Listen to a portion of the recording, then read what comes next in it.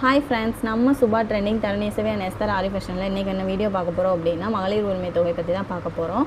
மகளிர் உரிமை தொகை பதிகிறதுக்கு மெயின் ரேஷன் கார்டு தான். ரேஷன் கார்டு நீங்கள் இன்னும் அப்ளை பண்ணி வாங்கலை அப்படின்னா ஃபஸ்ட்டு ரேஷன் கார்டு அப்ளை பண்ணி வாங்கி வச்சுக்கோங்க. மகளிர் உரிமை தொகை சீக்கிரமாகவே போட போகிறாங்க. ஸோ அதுக்கு ரேஷன் கார்டு கம்பல்சரி வேணும். மகளிர் உரிமை தொகை பற்றின அப்டேட்ஸ் ஜூன் 22 அனௌன்ஸ்மெண்ட் பண்ணுவாங்க. ஸோ நம்ம பேஜை ஃபாலோ பண்ணல அப்படின்னா ஃபாலோ பண்ணி வச்சுக்கோங்க. அப்போ தான் அப்போ சொல்கிற இன்ஃபர்மேஷன் நம்ம அப்டேட்ஸ் கொடுப்போம். நீங்கள் அதுக்கேற்ற மாதிரி நீங்கள் அப்ளை பண்ணிக்கலாம். கேம்ப் மூலயமா அப்ளை பண்ணுறதா இல்லை ஆன்லைனில் அப்ளை பண்ணுறதான்னு சொல்லுவாங்க. ஸோ ஃபாலோ பண்ணி வச்சுக்கோங்க. ஓகேவா?